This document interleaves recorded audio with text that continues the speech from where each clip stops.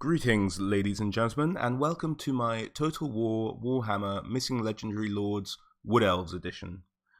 And today we are going to go over the Legendary Lords who are currently missing from the lineup of the Wood Elves in the game. We are going to kick things off here with a showstopper. I wanted to start with Ariel, the Queen of the Wood Elves, one of the most surprising omissions from the initial Wood Elf DLC. I genuinely thought we were going to see her because her as a character really ties into the entire Wood Elf culture and mythos and history. And so we're going to cover her and go over what she's about and sort of how she came to be and where she stands in current Warhammer fiction. So Ariel is the avatar of Isha. Now Isha is the elven goddess of nature. And by an avatar, it essentially means that the goddess kind of inhabits Ariel's body, and some of the features of the goddess are shown in Ariel's physical form, much like Orion is the avatar of Kronos, and that gives him sort of the hoof, deer-like feet, and other features like that. In terms of her appearance, Ariel looks like a normal elf from her day-to-day, but when any enemies of the forest, any enemies enter Athel Loren, she takes on her war aspect, in which case she grows to twice the height of a normal elf. She sprouts wings, moth-like wings that are iridescently colored and are sort of shifting hues and shapes, and different patterns emerge depending on the mood of Ariel at the time. It's said that when she's truly enraged, a pattern similar to that of a death head's moth appears on her wings. And normally when she is just walking about, she glows with this inner light. She's so powerful with magic. She's one of the most powerful magic users in the old world. That magic is literally sort of pouring off her in the form of glittering lights and sparkles. That's just raw magic energy pouring from the woman herself. Now, to get into a bit of Ariel's history, she was not always the avatar of Isha. She was not born this way. She did not come into the world this way. Originally, Ariel was an elven colonist. Before the Great War between the dwarves and the elves, known as the War of the Beard, the elves had colonized much of what is now Bretonnia, and even so far as into the Empire, I think, as well, to a certain extent. Now, during the events of the Elven Civil War, where the son of the king, Malekith, who would soon become leader of the tribe known as the Dark Elves, rebelled against the Phoenix Council and the Phoenix King, they split the elves in two. And when this happened, Malekith went away and plotted to have because he couldn't defeat the elves by himself, he plotted to have the dwarves and the elves fight a war against one another. This went on, and the dwarves, for the most part, managed to drive the elves from the old world. So from the Empire, from Bretonnia, they managed to drive them off the continent. This is except for the elves who'd made their home sort of in and around the forest of Athel Loren. They wanted to take no part in the Civil War, and when the order came for the Phoenix King to abandon the old world, they simply ignored it and decided to stay in the forest. Now, at some point, the dwarves decided to try and march on Athel Loren to maybe take advantage of all the wood it had there, chop down the trees to fire their furnaces, but also maybe just hunting down any remaining elves. Now, the forest spirits at the time had not made themselves known, so we're looking at Durfu, and there were two other sort of major treeman elders, which was Coadil and Adanhu. And these guys were just made the decision, we'll not make ourselves known to the elves. They can live in and around the forest, but they won't know there are living sort of trees like us who wander around and can take action. We'll just keep them oblivious to that fact. So when the dwarves initially marched into Athel Loren, Durfu faced them. As you know, maybe from Durfu history, I don't know if you guys know this or not, but Durfu got badly injured, and that's sort of how I think he got his scar on his face. And he had to retreat, and the forest spirits, knowing that they can't defeat the dwarves by themselves, started to shift the forest around, so that when the dwarves were marching through Athel Loren, they essentially sent the dwarves straight into the elven colonists. And the elven colonists, thinking they were under attack from the dwarves, who obviously they were just sort of having a war with, decided to retaliate. And so the forest spirits did all they could to help the elves during this battle, sort of shifting the woods. If the elves needed to retreat, they'd shift the woods so that they'd manage to cover sort of seemingly impossible distances, and the dwarves would be held back and get lost in the forest. And eventually that army of dwarves was defeated by the elves. And the forest spirits decided to say, okay, let's let them live in Athel Loren. We'll protect them. We'll sort of shift the forest around to sort of provide a barrier for any other dwarves looking to hunt them down. And in turn, we'll use them to protect us, all the while staying hidden. So a time comes when young elven colonist Ariel, she'd already been a powerful mage for a long time. In fact, the elves had learned the art of tree singing. She was the first tree singer, which is a method of talking to trees. But one must understand that sort of being able to talk to a normal tree is not the same as knowing that there are forest spirits around. So she taught everyone else the art of tree singing, and thus was born sort of the tree singer mages, and they are all sort of former passed down students of Ariel. During a time that we're talking about now, this is around 2,000 years before Sigmar, around 4,500 years before current Warhammer time, the dwarves had raised another huge army with dwarves coming in from many Carracks, gathering a huge horde. And at the same time, to the west of Athel Loren, there was a huge goblin and orc horde amassing as well. The elves and Athel Loren were caught in the middle of these two, they were warring factions, but they were both after sort of the riches of Athel Loren as well as trying to defeat each other. So the elves met in what at the time was called the Great Council. Now in the Great Council, you have Ariel, this already powerful elven mage, but still at this point a normal elf. And she's known as the most beautiful elf in the sort of woodland realm. She meets at the council, and at this council, she meets another elf, a chap called Orion. He's very sort of strapping and known as the sort of best warrior amongst the elven people. And they sort of make eye contact across this great council, which is really trying to decide on how best to go to war. At this council, Adenhu appears and reveals the existence of the forest spirits and the tree men. And he says to them, look, we know you guys can't defeat these armies by yourself. We can help. You will have the aid of the tree men, the dryad, and the treekin, and we will all help you defeat these enemies if you help us protect Athel Loren. And the elves are delighted. They're like, oh, wow, some reinforcements. This is amazing. We're going to completely thrash these guys. But the tree spirits said, okay, but it will come at a great cost, and which we'll claim later. And you have to do this before winter comes in, because once winter comes in, we all go to sleep. So we won't be able to help you in winter. And the elves are like, okay, we can handle this. So they gather together their army. But at this point in the council, sort of the forest spirits have made themselves known. But in the hubbub, Ariel and Orion have gone missing. No one knows where they've snuck off to. Not too much made of it. They're sort of searched for, but not a major effort because they have higher priorities. They're going to war. The Wood Elves get their armies together, meet up with all the forest spirits, and march on the dwarves as the first army they march on. Now, with the help of the forest kin, they completely annihilate the dwarven army that's marching on Athel Loren. Now, at this point, they try to turn around and face off against the goblin hordes. And they do have some initial skirmishes with the goblin hordes, but it just takes them much longer than they expected to annihilate the goblin hordes, and winter sets in. So the forest spirits start to slow down, then eventually they start to become completely non-functioning altogether. And at this point, the elves are still having to fight this battle essentially by themselves, because it's winter. The forest spirits have gone to sleep, they're not getting any help, and this goblin horde was huge. They couldn't account for the numbers, and they were just being overwhelmed. So it gets to the point where the elves are fought back all the way to the Oak of Ages, and they're making their last stand. This is it for the remaining woodland elves. And as their last stand comes in, essentially, they're at the last tether, they're losing this deciding battle, and from the Oak of Ages, the sort of spirit, if you will, of their hunting god, Kurnos, appears towering over the battlefield and just starts annihilating the goblins. Like, this is essentially a giant spirit just smashing down, completely like terrifying the goblin hordes. That rallies the rest of the elven troops. They go, and with the help of Kurnos, they finally defeat the goblin and orc horde. Now, at this point, Kurnos sort of seems to turn around and march back to the Oak of Ages and sort of disappears into the tree. And the elves all start to gather around the Oak of Ages to try and understand what just happened. And the Oak of Ages begins to open up. And revealed within the Oak of Ages are sitting on their thrones Orion, who is now the avatar of Kurnos, and Ariel, the newly formed avatar of Isha, the elven gods of nature.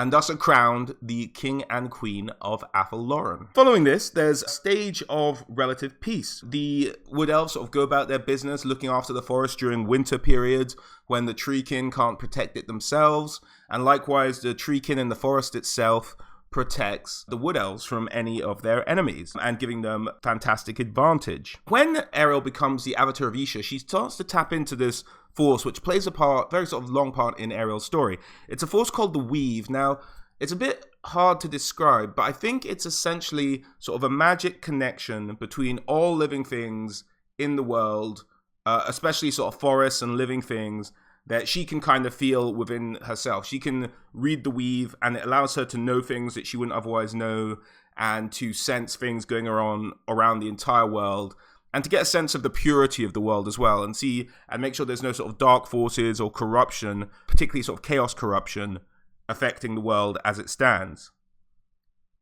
Now, this piece lasts around, I think, about 1,000 years to about the year -1000 by the imperial calendar. At this point, Ariel begins to sense well, for lack of a better term that people will get, kind of a disturbance in the force, as it were, a corruption in the weave. And she feels it's a very powerful one, and she needs to seek this out before, because as far as she's concerned, this threatens the entirety of sort of life, of nature as it stands at the moment. And so she takes to wing. She flies out of Athel Loren in search of this horrible thing, and she thinks it might be a sort of chaos demon or a chaos god even. The corruption and the effect on the weave is that drastic. To her surprise, she actually discovers the source of this corruption is what she considers a mindless beast. And it's a beastman. And it's a beastman we've come to know as Morgor, the corruptor. Essentially, just he as his being is chaos corruption sort of personified or beastified, or however you want to put it. So she's like, oh, it's a mindless beast. And in her arrogance, she just casts flame down upon him and he had gathered the beginnings of a war horde, and casts flame down upon them and flies off back to Athel Loren, thinking, oh, I got worried for nothing. It was just a beastman who had a bit of power, and she flew off. Little did she know, however, that Morgor is much harder to kill than that, and is as immortal in essence as she is. So upon smiting Morgor, she returns to Athel Loren, and sort of 200 years go by, and then beastmen sort of have always been a presence in Athel Loren, and every year it seems that the Wood Elves have to sort of put down a beastman rising. And the realm of Athel Loren is such that the elves have a multitude of theories about why beastmen keep popping up.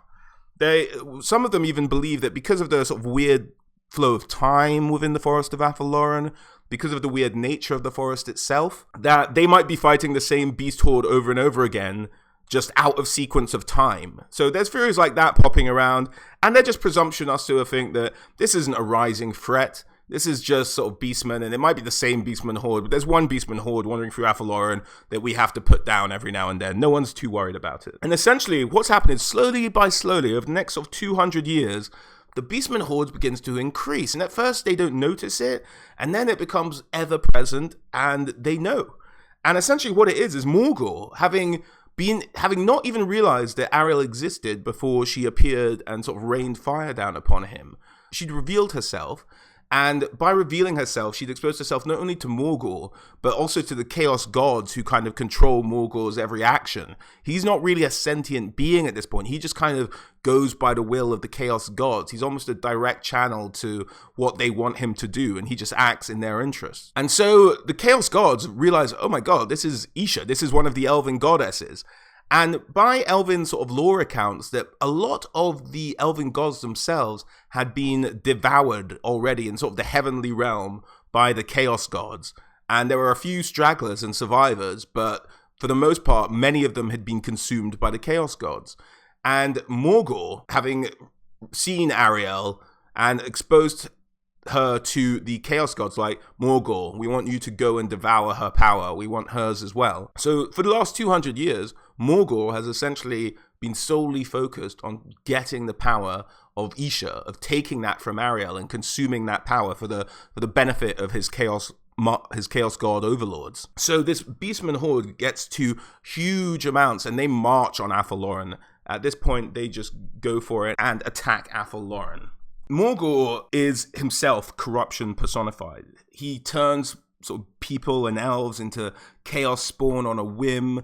Behind him is a trail of chaos, corruption, and evil. And when he marches on Athel Loren, he spreads corruption throughout the forest to the point where even some dryads who have always been kind of malevolent spirits to begin with, maybe even join his cause or are corrupted by him, and they follow him into battle. So essentially this is a battle for the survival of Athel Loren. Now Ariel, Adenhu, Durfu, and Coadil, the sort of three Treeman elders, and Orion of course, all team up and they put forward a front to try and defeat Morgul. And this essentially ends up in a huge battle in a field that would soon become known as the Glade of Woe. So they fight Morgul and they do manage to defeat him with thanks to a lot of Ariel's superior magic and Orion's strength. They manage to get him down. And the way he is eventually brought down is that Coadil, one of the Treeman Elder, grabs him and Ariel blasts him with magic fire or magic energy, and he's essentially disintegrated. Now, because anything that touches Morgul is corrupted, like he's bled all over the ground, he's bled on Coadil, like his blood has sunk into Coadil himself, and it's just made that this part of the forest a nightmare, a central like uninhabitable area. It's become a horrible place, and it's really no real sort of pure-hearted forest spirits or elves would deign to live there anymore. It's become just this horribly corrupted, seeping with chaos energy hellhole, really. But again, they think, okay, great, that's another time we've dealt with Morgul. He must be gone for good now, hasn't he? Obviously, not necessarily the case. Following the battle and the Glade of Woe, Coadil, who always had a problem with the elves, he initially had argued when Durfu and Adenhu, the other two Treeman elders, had said, let's work with the elves, let's reveal ourselves, let's have them protect us in winter. Coadil was always against it. Now, whether Morgul's corruption served to further affect him and turn him and corrupt his sort of purity and innocence, or whether this was just Coadil acting out of frustration after so many years of working with the elves who he had a disdain for to begin with, Coadil says enough is enough. These elves had brought nothing but ruin upon us. They're bad news. We need to get them out of our forest. And he begins what is known as the Great Betrayal. So he gathers, and there's a number of sort of treekin and dryads who are like, yeah, you're right, Coadil. These elves, look at these wars we keep having to fight, and it's all the elves' fault. They keep bringing horror upon us. We need to destroy them. Coadil raises these forces and marches. And his plan is to stop Orion being reborn. He thinks they can easily, if they can get rid of Ariel and Orion, then they'll be okay. Ariel, by the way, is not ever reborn. She's always the same person. She just goes to sleep sometimes and wakes up. But Orion needs to be a sacrifice of a Wood Elf Lord for Orion to inhabit every new spring. They move off, and he's like, okay, let's try and get rid of Orion, and that will greatly weaken the Elven forces, and we'll be able to annihilate them all in winter while Orion and Ariel are asleep. Orion won't wake up, and then we can deal with Ariel by herself later on. So they wait until winter's setting, and the winter affects them as well, so they're a bit slow. They're not necessarily at their best, but they still think they have the energy to maybe take on the elves that remain if Orion and Ariel are out of the picture. So Orion goes to sleep first, or disappears, becomes incorporeal, waiting to be revived again next spring. I think he actually disintegrates into ash, if I'm not mistaken. So Orion maybe disintegrates into his ash, and Ariel goes to sleep. And then Coadil's like, okay, let's go. So they march to the Yoke of Ages and just start slaughtering all the wild riders and elf lords and elf princelings they can find to try and make that, because his theory is if we kill all of these guys, if we kill all the wild riders and the princelings, there's no one to host Orion. So either he'll come back in a weakened state or he won't come back at all, in which case we can defeat all of the elves. So they march, they start slaughtering, but what they don't realize is that as soon as the first sort of elven blood is spilt upon the soil, that Ariel is made aware of this almost instantaneously. And she raises herself in an absolute fury. And she raises hellfire down upon Coadil and his dryads, easily defeating them almost single-handedly. This is how powerful of a mage she is. And I think Coadil had even underestimated her power. And she rains down fire on them, and eventually she doesn't really want to kill Coadil, because Coadil's such an elder and such an integral part of the existence of Athel Loren, and she's so intertwined with Athel Loren as the forest itself that if she were to kill Coadil, it would be like chopping off her own arm. She couldn't handle it. It would be too painful. So what they do is they banish Coadil to a place in the forest called the Wildwood, and they place waystones around it to stop Coadil and the other people who had rebelled with him, the other dryads and treekin and whatever other forest spirits had rebelled with him, and they trapped them in a place called the Wildwood, and they put waystones around it to stop any of them escaping. So Coadil's rebellion is dealt with, and this enters into what is called the Season of Revelation, which is essentially a golden age for the Wood Elves. They're doing great. They've never got on better with the forest spirits after that rebellion. All the sort of dissenting arguers had been placed in the Wildwood in their prison, and everyone's getting on like a house on fire. And then, lo and behold, Morgor rises again.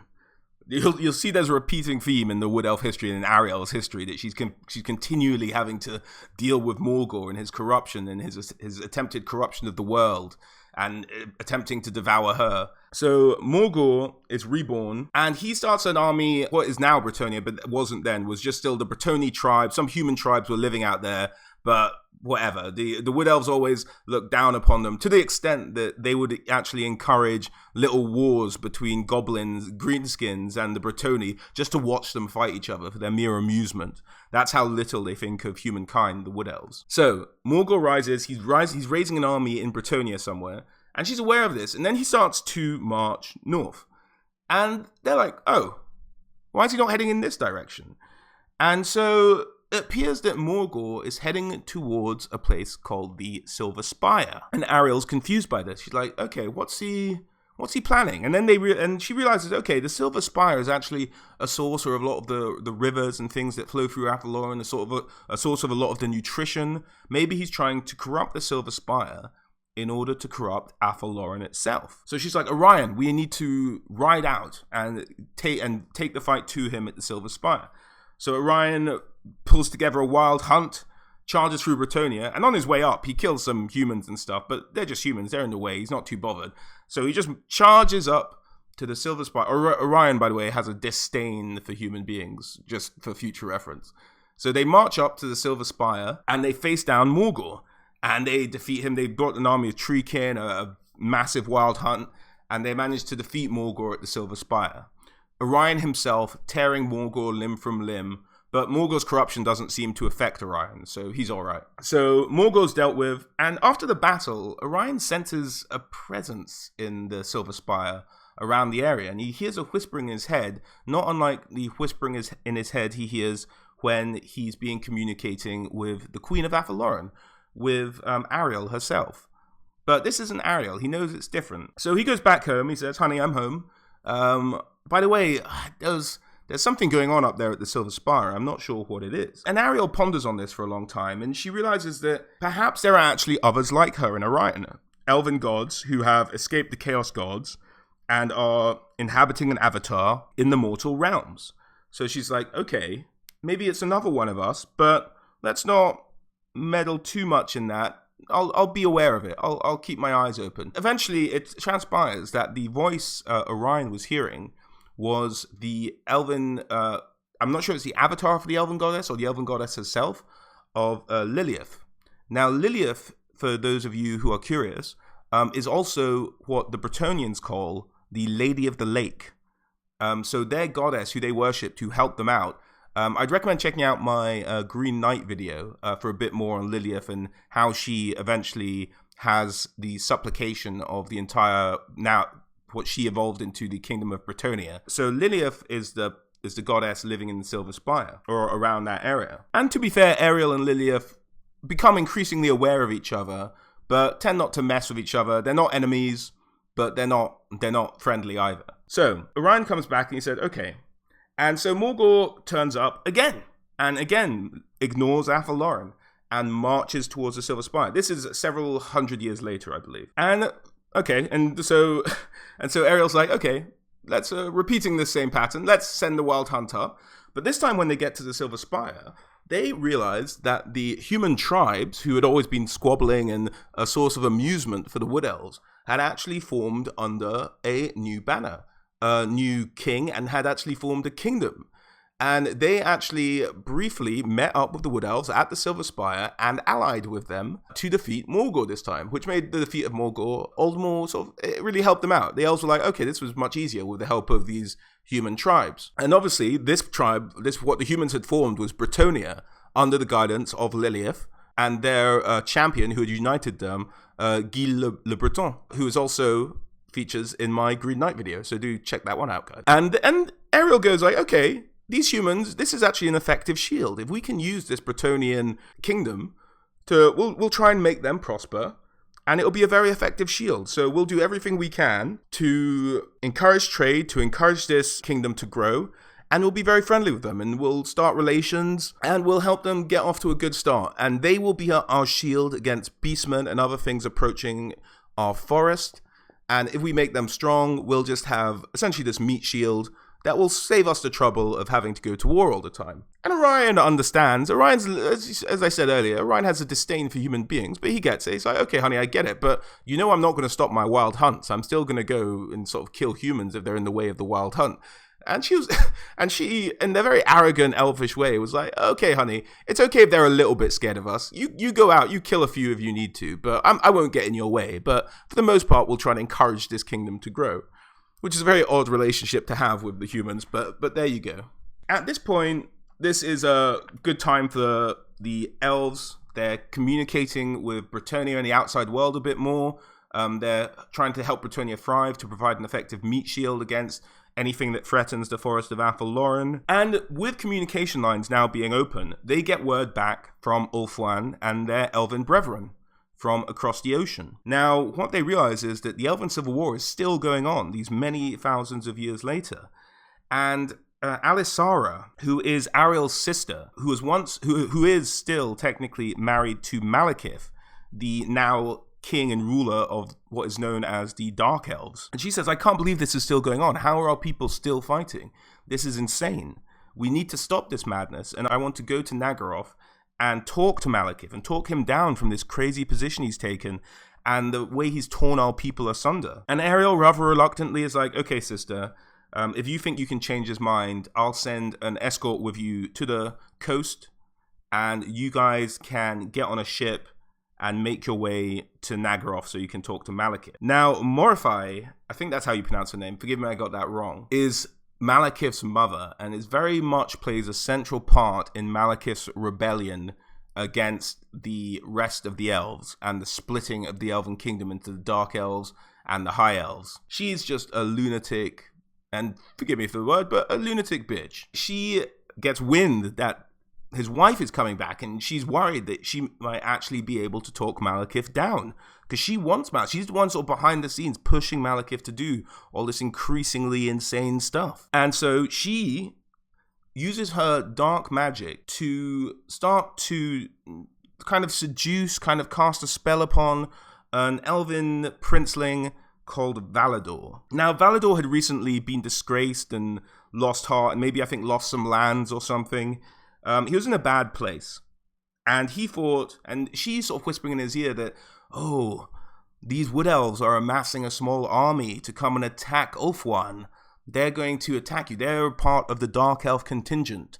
Obviously, she's disguised herself in this point, and then when she's getting this news to him, but she convinces him through dark magic that essentially the contingent who's Alisara's escort to the coast are Dark Elves and are coming to attack Ulthuan. So Valador puts a force together, sails across the ocean, gets to the coast of Bretonnia, sees the escort for Alisara, who's trying to make her way to Malekith, and then sort of seeing them as Dark Elves through his vision being clouded from the magic of Morify. They attack them, they set upon them, and the Wood Elves are outnumbered, and they are slaughtered. And Valador himself catches up with Alisara, and he's about to attack her. He knocks her from her horse. He's standing over her. Alisara, being not a bad mage herself, sees the dark magic that's affecting Valador's vision and begins to chant the spell to dispel it. But before she can finish it, Valador plunges his spear through her. And as the spear sort of exits her, she manages to sort of spill the last syllables of the dispelling magic. He then is freed from the dark magic sees what he's done and despairs. He is so beset by himself that he immediately throws himself from the cliffs they're battling on and kills himself. The other high elf soldiers who are there retreat after this. They're all confused. They're like, were we doing a good thing? Were we doing a bad thing? They don't really know what's happened, and so they just retreat back across the ocean. As soon as Ariel hears that her sister's been murdered by this Valador guy, she falls into grief. She falls into despair, and she's inconsolable. As time passes, despair and grief give way to revenge and hatred. She starts to try and think of ways that she can punish. Valador himself is dead, but she'll punish the kingdom Valador ran, his lands, she'll raise them. The Wild Hunt will march and ruin and annihilate as it never has before. So she starts to delve into realms of magic she hasn't really explored before. Darker magics, the magics not dissimilar to the kind that Morify practices. But through this, she manages to revive a system known as the World Roots, which are essentially something grown from the Oak of Ages. It's like the hidden beast path roots in the game, and the Wood Elves can use this. I'm sure if you've played Total War Warhammer, in the game they sort of like move about like the underground, and it's kind of like that. They travel through this root system, and they can kind of go they used to be able to go, the World Roots used to go everywhere in the world, but they'd since been shrunk down and cut during the first Chaos invasion. That was millennia ago, so that's not too important. The important thing is Ariel manages to revive part of this world root system. And once she's done that, she's able to send the Wild Hunt through the root system straight to Ulthuan. So under the ocean, re-emerging in Ulthuan, she manages to get an army there. They surprise the people of, I think it's Illyrian, which was Valador's old princedom. They ruin Illyrian.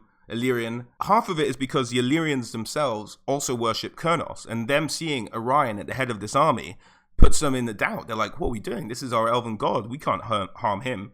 So it turns into a slaughter, and even to the point where Orion's bloodlust is sated. He's like, I don't think we should be doing this anymore. At that point, Ariel's a bit confused. She's like, yeah, these seem like high elves. They seem okay-ish to me. Yes. So what was behind their actions? And she starts to uncover that there'd recently been sort of magic used upon the land, and traced it back to Morify, the Malekith's mother, the dark elf witch. And she's like, okay, so this is the bitch that did it. Let's go get her.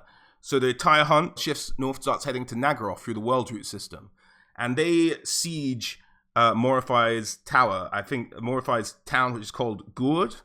I think that's right. And she's asked Malekith for help, but Malekith either didn't care or didn't want to help his mother.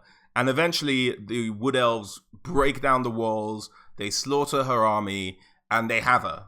Ariel standing over her, Orion's next to her, they have a knife to Morify's throat. And then now that she's seen Ariel, she's like, she can see the dark magic that Ariel's been using, and says, wait, please don't kill me, please don't kill me. I can teach you more power, more dark magic. And Orion's like, no. Orion starts raising his spear to run her through, and Ariel holds him back. She's like, wait, hold on, let's hear her out. And being seduced by the dark magic she'd already used, and she's trying to justify it to herself. She's like, I've managed to revive some of the world roots. Maybe I can revive all of the world roots. I can make the Oak of Ages spread its influence as far as it once was able to. Maybe this will help the world. And so she strikes the deal with the devil, as it were. She says, okay, you teach me all that you know of the dark arts, and I'll let you live. And so Morify, who obviously was never going to teach her everything that she knows, but teaches her some things, strikes a deal, and is left to rebuild her fortress. And Orion and Ariel eventually return back to Athel Loren. Now, all the way on their return travels, even in Athel Loren itself, they had argued. Arguments that could ring out throughout the forest, just loud argument. Orion couldn't believe what she was doing. He was like, why are you using this dark magic? This is insane. We should have killed that witch.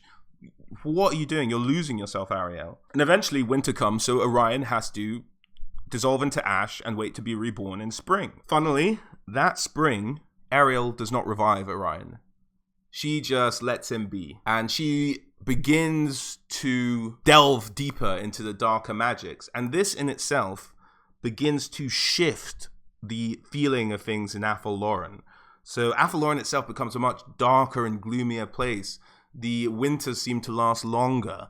where the forest spirits and the elves once enjoyed each other's company, now dryads and elves were sort of killing each other on sight. It went from a paradise on Earth to a daily battle for survival. And the stranger thing was, to some of the treeman elders and some of the more powerful individuals in the forest, was that no one seemed to register that this shift had occurred at all.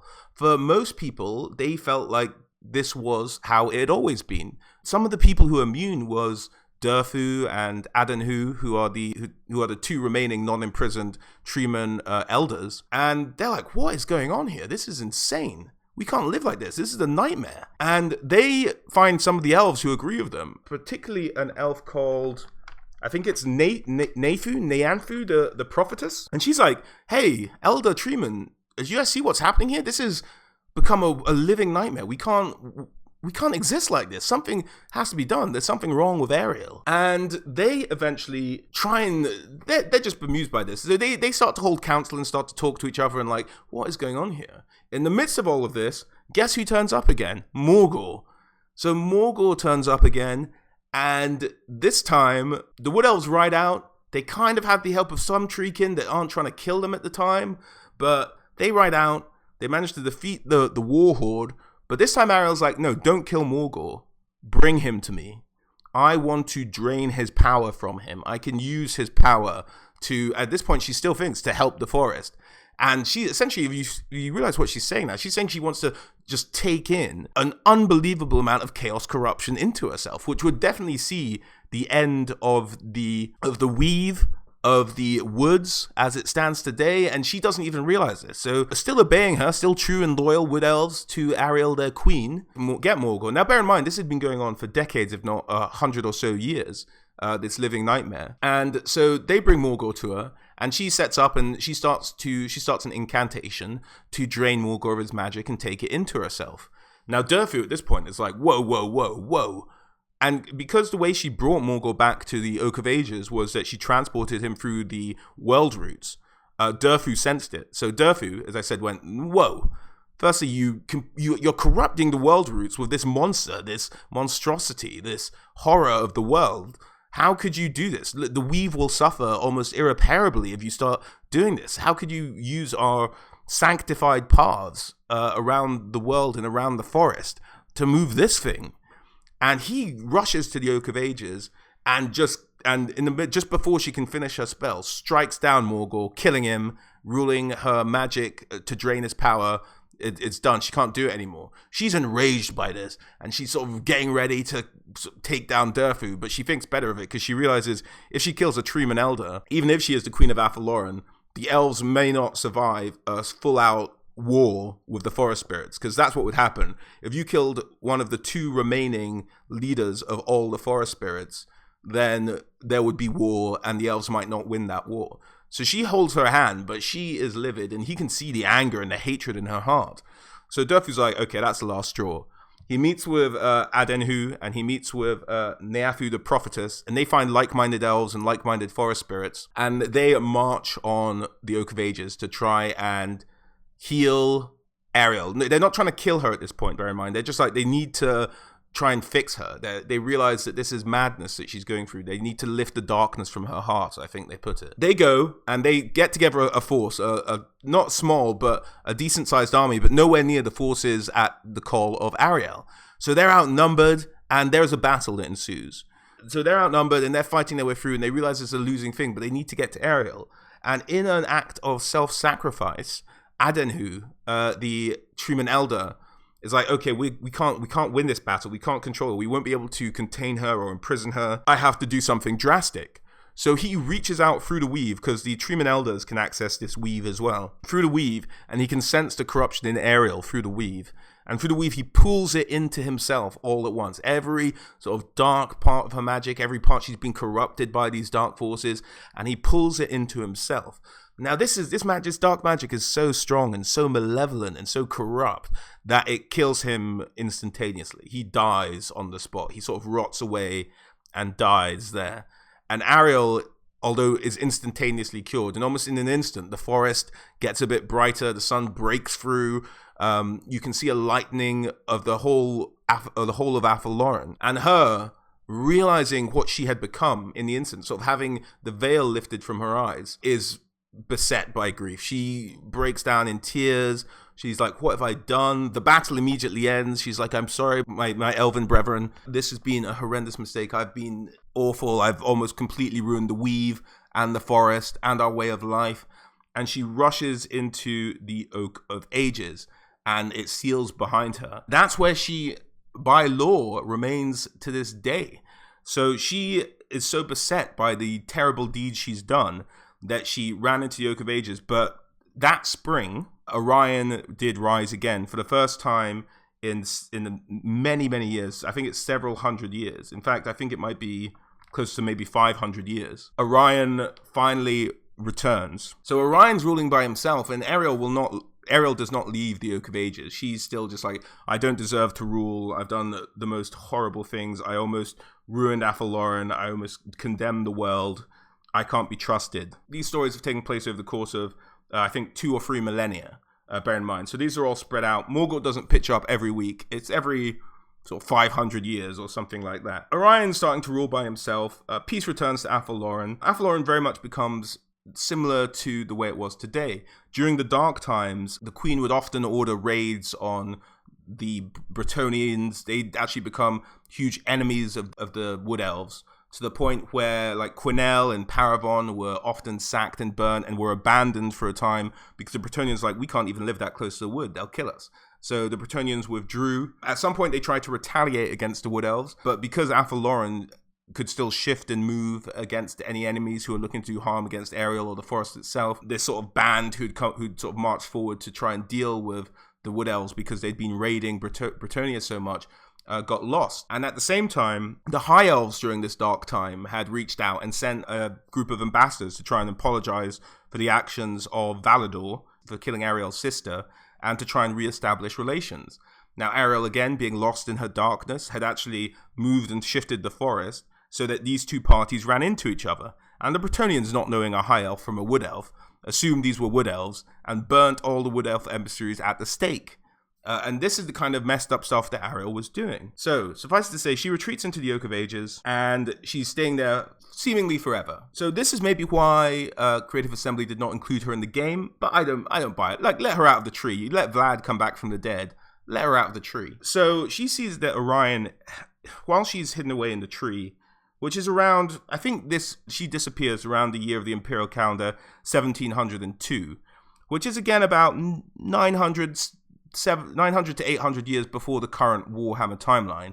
And in that time, Orion's been ruling by himself. She sees that Orion, when he's left to his own devices, has become increasingly sort of bloodthirsty and lusting after the hunt and hunting humans and things, but not to the point that she ever was on the dark side. But Athel Loren's still very healthy and relatively happy place. But she's like, okay, he's getting a bit too aggressive all the time. I maybe need to like rein him in somehow. And she realizes at that point that what it takes to rule Athel Loren is the balance between her and Orion.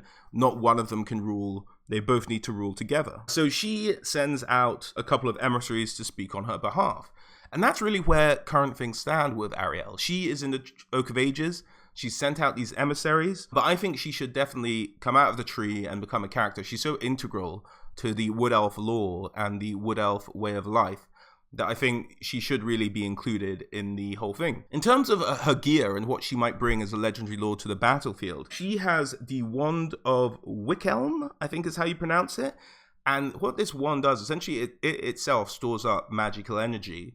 So if you're looking to cast magic without the winds of magic, this staff allows you to do it. So I think in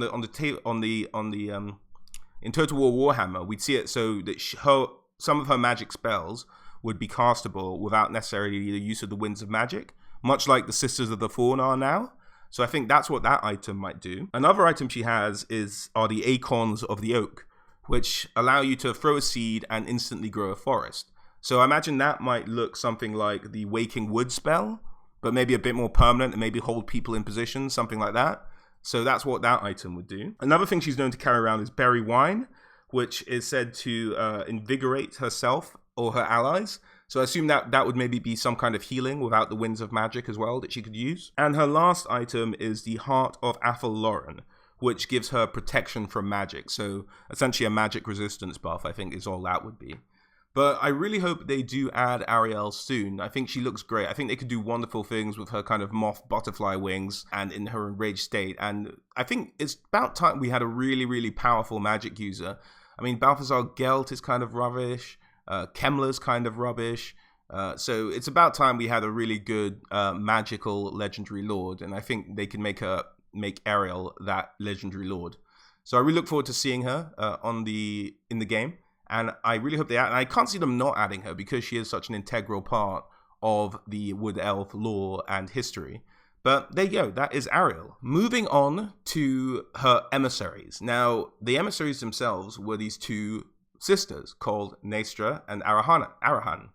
Now, these guys are twins, I think, although they are very different in appearance and personality. Nestra is said to be the calmer of the two. Her energy is almost like that of pure starlight, whereas Arahan is said to be sort of wild, like an unbridled fire. Just very passionate, very crazy, likes to live life to the fullest, that kind of thing. Now, who these two sisters are is kind of a mystery within the Wood Elf society itself.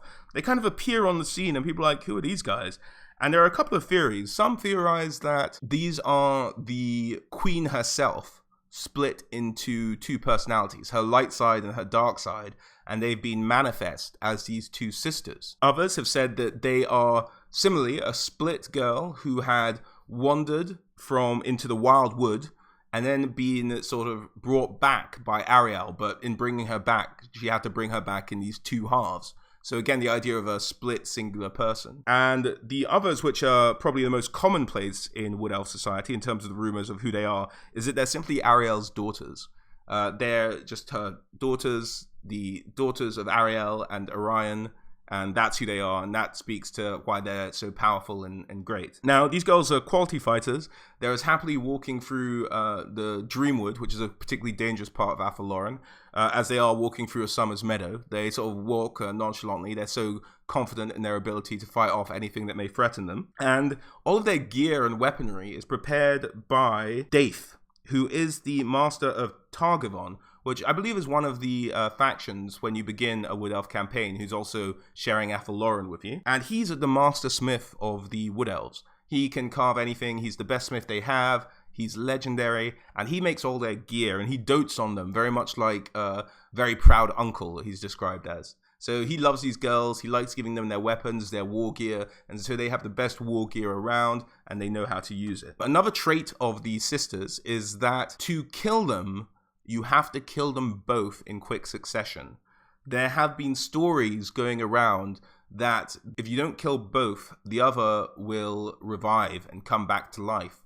There are stories particularly around Arahan, who seems to benefit from this gift most, of Arahan being eaten by a gorgon and then completely coming back to life within his stomach and hacking her way out. There are stories of her eviscerating a vampire immediately, sort of seconds after the vampire had just beheaded her. In these moments when Arahan is about sort of just dead and about to be revived, they say that Nestra takes on the wild, impassioned nature of her. And the theory is that Arahan's spirit goes into Nestra and then goes back out and is into a new body. And thus she is continually able, or into the old body and revives the old body. Thus she's continually able to resuscitate herself. So if you have to kill them, you have to kill them both at the same time, which could be an interesting thing technically on the tabletop. But in the Warhammer game, we've seen that they're able to do units of two together with Skarsnik and his Squig. So it shouldn't be too much of a trouble, but Skarsnik and the Squig also share a health pool. So I think if you did kill them, they die together automatically on Total War Warhammer anyway. I'm not sure how you could really use that dynamic in the fashion of that game, unless you made them two separate models, and then one just comes back to life if you kill one, if the other one's sort of flying above the battlefield or something like that. But I don't see them doing that. I think if these two girls made it into Total War Warhammer, they'd be a single unit, but with two models in that unit. In terms of their mounts, which we can see here, we have the Eagle, Gwendolor, who is I think are related to or in the lineage of the king of the eagles himself, so one of the better eagles around. He has the gift of being able to hover above a battlefield and to position the sisters in exactly the right place they need to be to rain down their arrows upon the enemy. And their other mount is, now I'm going to get this pronunciation wrong, but Sifinhar? I think that's right. If you guys have any better ideas how to pronounce that, do let me know. And he is their dragon, and he likes to just dive into the middle of a battle and just get involved, use his breath as a weapon, let the girls use their swords in close combat.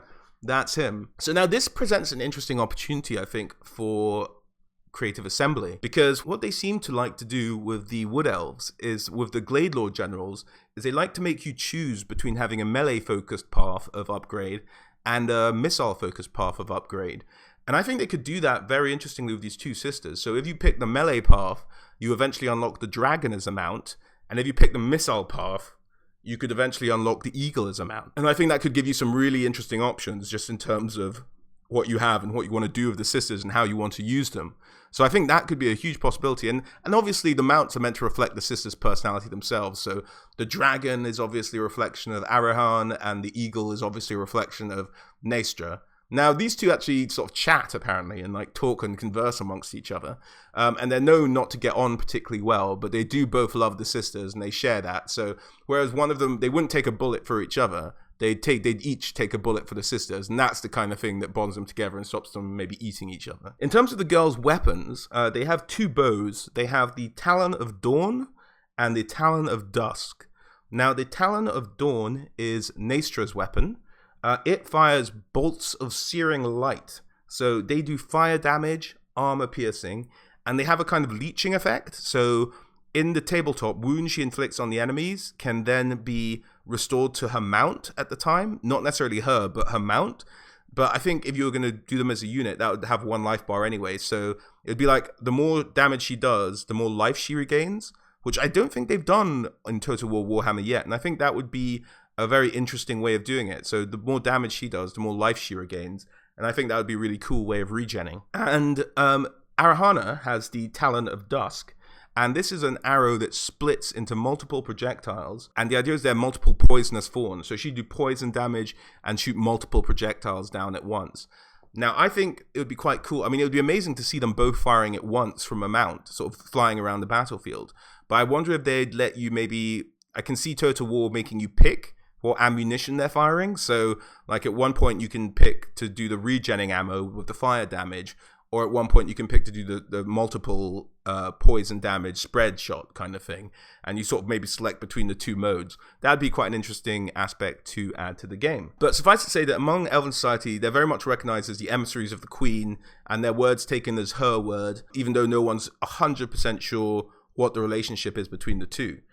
Now, I think people might argue that if you do the Sisters of Twilight, that you couldn't do Ariel, the Queen herself. I say that's silly. Let's just go with the common thinking that they're her daughters and have them both on the battlefield at once.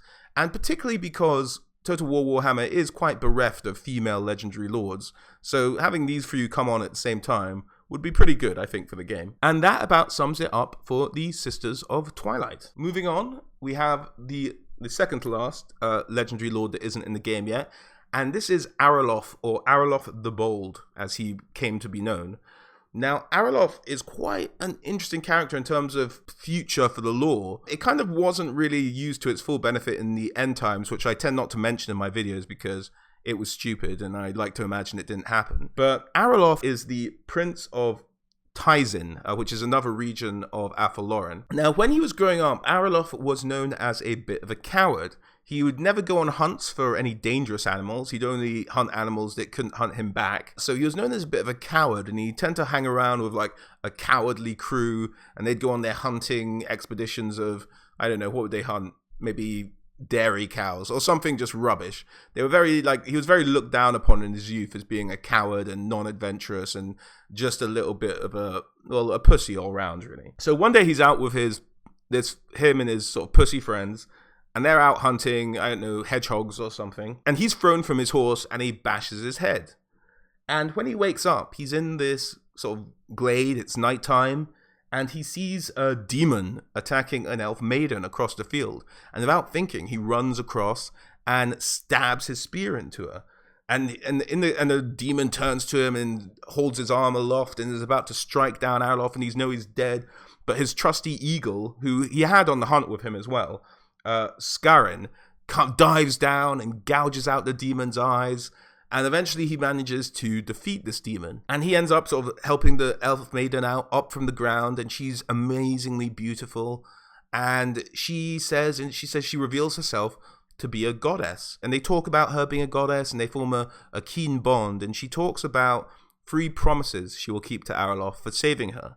The first promise is that he himself will become a great champion of his people, amongst the bravest and the most noble of his people. The second promise is that he will have a daughter who will be a savior to the elven people. And the third promise, she says she will reveal at a later time to him. So Araloth then suddenly wakes up.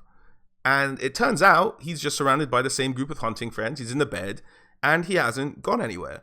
They're just like, oh, mate, you had a dream. Like, are you okay? You knocked yourself out clean after falling off that horse. Araloth, not wanting to appear mad, just sort of goes, oh, okay. I guess that didn't happen. Ha ha ha ha. But in his heart of hearts, he knows it was a true thing, and it changed the man internally. And from that day on, he became a fearsome warrior, sort of afraid of nothing. He would charge into battle at the head of the spear and just wreak havoc upon any enemy. And at one point, during one of Morgul's reincarnations, because I did go through the Ariel story earlier in this video, but during one of Morgul's reincarnations, I'm not sure which one, Araloth actually manages to kill him. As such, Ariel makes her his champion. Now, the thing we have to go back to is that dream he had. Now, in that dream, the goddess was not Ariel. You might be thinking that. It wasn't her. It turns out that the goddess in his vision was Lilith, the goddess who you may remember from earlier in the video, who lives in the Silver Spire, who is the Lady of the Lake for the Bretonnian people. So it's Lilith that he's actually serving, that he's sworn himself to. And at the time, Ariel makes him the champion. So in a way, he's kind of like a spy for Lilith in Ariel's court. So he's a bit of a dodgy character, old Araloth, even though he is an elven legendary lord. Like, he doesn't necessarily serve the leaders of the Wood Elf people. He serves Lilith, which is this separate entity, which tends to rule over the Bretonnian people. Not necessarily rule over them, but be their goddess, be worshipped by them. So in terms of what he'd be like on the Total War Warhammer game, you'd have to make him unbreakable, because he's known now for his fearlessness. And he'd also have to have his eagle, which kind of acts as a missile weapon. So he'd send it out, it would scratch out an enemy's eyes, and it would come back to him. And I think that's about it in terms of Araloth's gear, or at least specialized gear. So that's really Araloth. He's kind of a double agent in the service of the Wood Elves and the goddess, the Lady of the Lake, the goddess of Bretonnia, the elven goddess of dreams. And during the end times, he does some messed up stuff in terms of turning away from Ariel and not necessarily following her and following Lilith instead. But as I said, I don't particularly like the end times, so I'm not going to get into that too much. But suffice it to say, he's a champion of Ariel, but also a bit of a double agent at the same time. Now, the last legendary lord who is missing from the Wood Elves is Draika. Draika doesn't have much written about her in the lore as far as she's always been kind of around. She's always been there. Now, Draika is a branch wraith, essentially. She has lore of shadows, and she is now known really as the emissary for Coadil. She's one of the few who I think maybe followed Coadil's ideas when being one of the Treeman elders, who I mentioned earlier. At the beginning, there was Coadil, Durthu, and Adenhu, and Durthu was always for having the Wood Elves as allies. Coadil was always against it. And Adenhu was always the deciding vote, the deciding factor. He was the oldest and the wisest and really the leader of the forest spirits. So Coadil, Adenhu sided with Durthu and allowed the elves to live in Athel Loren. Coadil never liked that decision. Eventually Coadil rebelled against the elves and tried to kill them all. The elves and the treemen who liked them fought against Coadil and won, and trapped him in the Wildwood. Now, Draika isn't trapped in the Wildwood, but she has become an emissary for Coadil. So she takes his word and she's trying to enforce his actions outside of essentially his prison. She's his girl on the outside, essentially. Now, she's been causing trouble all around the lands recently. There's been reports from the Drakwold, which is around the Middenheim area, that some trees have come to life, and amongst the peasantry there are rumors of trees killing people. And in the Ardennes forest, which is the forest near Mousselin, there are other reports that the peasants there have started only picking up dead wood, because if they ever tried to hack down a tree, the trees would kill them back. The trees would kill them for doing it. Now, all of these have been tied to Draika, and she's sort of going around the world seemingly trying to set up a second a fight of trees versus sort of all mortals, not just the elves, but humans and everyone else who tries to take advantage of the woodland. So that's what she's off to doing at the moment. She's sort of a tree extremist. So for this reason, I don't think they'll make her a legendary lord, but she would be an interesting villain to pop up if they ever sort of tweak the Wood Elf campaign. I think she should have popped up at some point, not just have beastmen hordes pop up all the time. She should be leading rebel armies or something like that. Or even if you have rebellions in the tree as playing as the Wood Elves, Draika should be leading those rebellion armies. I think that would be a nice little touch. I don't know if they'd ever let you control her, because, as I say, unless you were playing as Durfu and she could not have any elves in her army, which actually might be quite interesting. Just because Durfu can have some, but it costs him amber, maybe make her just not be able to take any elves if you ever made her a legendary lord, and have her declare war on whoever. But she, as I said, would have the Law of Shadows, but she also has an ability where she can kind of tell, on the tabletop, it essentially works as being able to place units kind of wherever you want in the battle. But I think what that would translate as is maybe make her like Vlad, whereby her entire army is Vanguard. I think that's something you could give her if you ever made her a legendary lord. Okay, guys, that about sums up my missing legendary lords video for the Wood Elves. I hope you enjoyed it, and thanks very much for watching. Do subscribe if you'd like to see more. I plan on doing a series of these for all of the existing factions in Total War Warhammer. And do subscribe, leave a like, leave a comment if you think I've missed anything out or there's anything I should have added. And I hope to see you guys soon. Thanks very much for watching.